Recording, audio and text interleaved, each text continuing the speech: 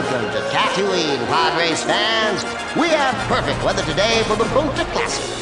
And a big turnout here from all corners of the Outer Rim territories. I see the contestants are making their way out onto the starting grid. There he is, the reigning champion of the Boulder Classic and the crowd favorite, Sububa. Power couplings are being activated. Our glorious host, Jabba the Hutt, has moved into the arena.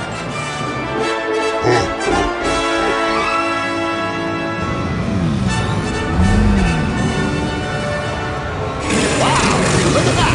It's the galaxy-famous Gazgano! It looks like the young human, the Anakin Skywalker. I hope he has better luck this time.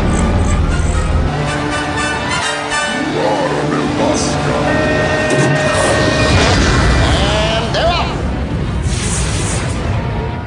Now this is pod racing. That's a line of dialogue from Star Wars Episode 1 The Phantom Menace that makes me shudder. Even the most diehard of Star Wars fans would probably concede these days that Episode 1 is not a great film. However, for all its flaws, and there are many, one of the most memorable moments involves pod racing. The hyper-fast racing event that Anakin Skywalker takes part in so the Jedis can win the parts of their ship and leave. It's a sequence that still holds up, and the same year as the film was released, a game solely based on it was released for the Nintendo 64, one that was well received by fans and critics alike.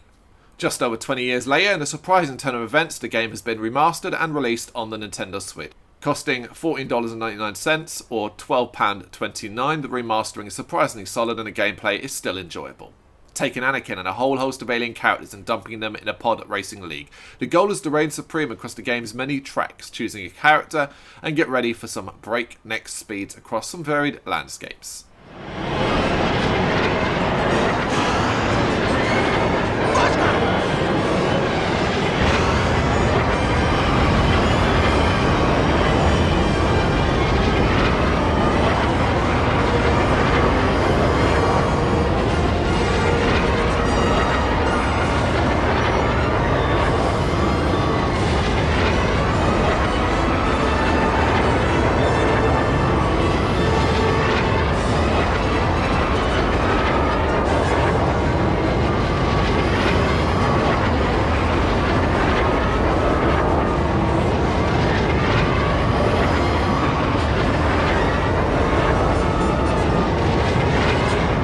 Depth comes from staying competitive as you progress through leagues. Winning earns you credits, and these are spent on upgrading your pod racer. You can add parts to increase your speed, acceleration, turning, air braking, and more.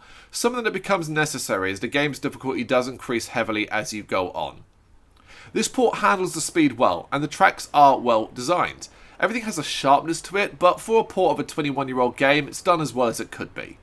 However, there are some issues that begin to chip away at the overall quality.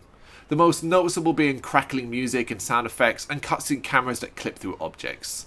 These moments reminding you that you are playing a 21-year-old game.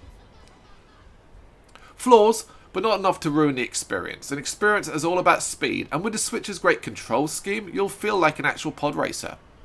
Thank you very much for watching. You can check us out on gbhbl.com as well as on Facebook, Instagram, Twitter and Tumblr. Go to Patreon to help us out over there. That's patreon.com/GBHBL, as well as Big Cartel, where you can find some of our merchandise. We have a podcast running on SoundCloud and Apple Podcasts. And of course, if you like this video, do us a favour, hit the subscribe button and help the channel grow. Games, horror and heavy metal. What else is life for?